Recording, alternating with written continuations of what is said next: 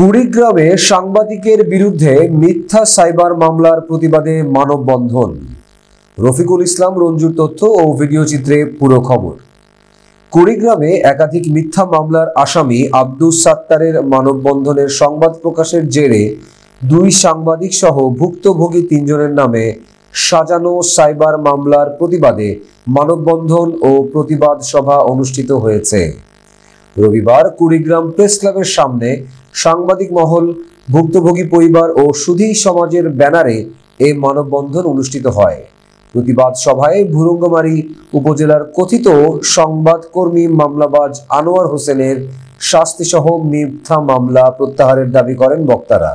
এ সময়ে উপস্থিত ছিলেন দুই সংবাদকর্মী শফিকুল ইসলাম শফি, বাবুল জামান ও কুড়িগ্রামের ইলেকট্রনিক ও প্রিন্ট মিডিয়ার সংবাদকর্মী সহ ভুক্তভোগী পরিবারের বিভিন্ন বয়সের অসংখ্য নারী পুরুষ মানববন্ধনে অংশগ্রহণ করেন। উল্লেখ্য, গত ৯ নভেম্বর ভুরঙ্গামারীর পাইকের ছড়া ইউনিয়নের কুড়ারপাড় বাজারে সচেতন সমাজ ও ভুক্তভোগী পরিবারের আহ্বানে ৩ শতাধিক নারী পুরুষের ঘণ্টাব্যাপী মানববন্ধন অনুষ্ঠিত হয়। মানববন্ধনে মামলাবাজ আনোয়ার হোসেনের নেতৃত্বে দায়ের করা একাধিক মিথ্যা মামলার প্রতিবাদ করেন এলাকাবাসী। পরে মানববন্ধনের এই সংবাদটি ১০ ও ১১ নভেম্বর বিভিন্ন জাতীয় ও স্থানীয় পত্রিকায় গুরুত্ব সহকারে প্রচার ও প্রকাশ হয়। মিথ্যা মামলা করে তাদেরকে নিঃস্ব করে এই ৪টা পরিবারকে নিঃস্ব করায় তারা আমার কাছে অভিযোগ দেওয়ায় আমি এই আনোয়ার হোসেনকে ডেকে বলছিলাম যে তুমি এই সমস্ত অপকর্ম করতেছো কেন, এখানটা তুমি সাবধান হও। সেই মর্মে আমাকেও এই আইসিটি মামলায় জড়িত করছে।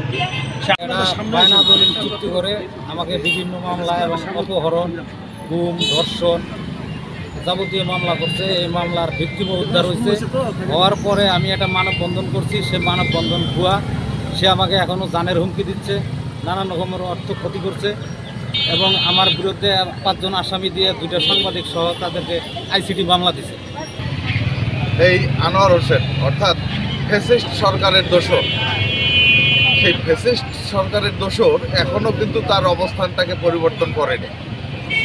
এই ৫ আগস্টের বিপ্লবের পরেও সে বিভিন্নভাবে তাদের উপর হুমকি ধামকি দিয়ে আসছিল। এরই প্রতিবাদে এই আব্দুস সাত্তার একটি মানববন্ধন করে এলাকাবাসী সাংবাদিকতার পরিচয় দিয়ে এই মানববন্ধনটি প্রচার করে।